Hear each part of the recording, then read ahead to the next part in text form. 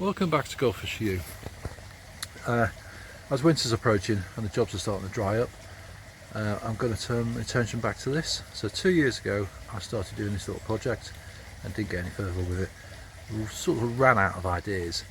So what it's going to be is it's going to be a wildlife pond. As you see, it's been sat for 2 years, done nothing with it. So the whole intention is all this area here is going to be like a bog garden sort of thing. So what I've got to do is I've got to put I've already put a concrete ring around it because it's going to be higher than the land this side, so that's what the bricks are for. And what I'm going to do is I'm going to put another ring around here so that when we fill that with gravel it doesn't fall back into the pond. I don't want that. Slightly shallow edge over there.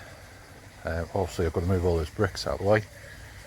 Hopefully there's enough there to do this wall all the way around. And the return, there'll be a pump in the bottom. I'm not too sure whether I'm going to put a pressure filter in the back of it or not, or just have an inbuilt filter on the pump. But the return is going to be over that overflowing pot there,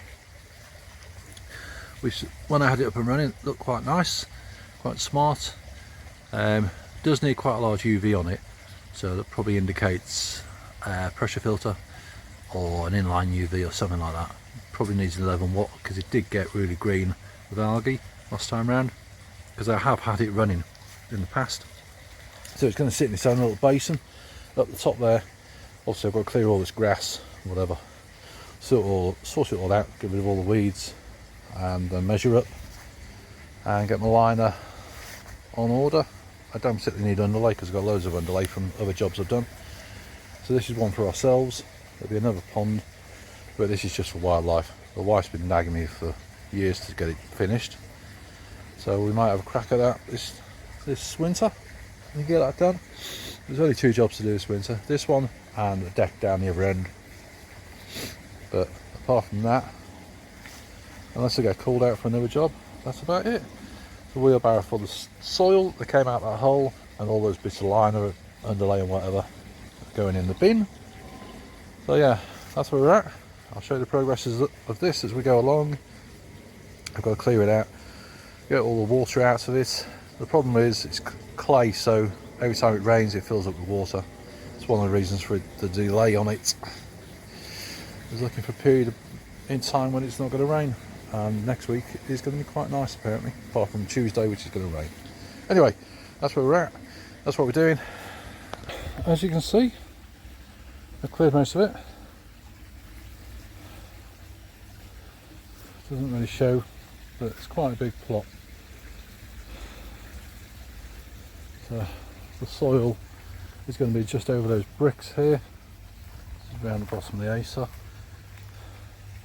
When we're finished, so this back wall has to be high enough to be able to take the spillage stuff and remove that bit over there. I've had to repair next door's fence because he won't do it. But anyway, back up, I was leaning over. So now we can clear the rest of the leaves, pull out those bits of tree that's growing over there, and sort this lot out. This black pipe down here is the overflow from the vats up there. I'll spin you around slowly. From the vats up there, on the overflow, it flows out into here. So this pipe is going to remain, but on this gravel section here we're going to have it plumbed in at the back so we don't get stagnant water there. So that'll just flow into there and then flow into the pond. As I say, it's only a natural pond, wildlife pond, so it's not going to have any fish in it. So yeah, I've just got to re-sculpt it, pick out the rest of the rubbish and size it up for a liner.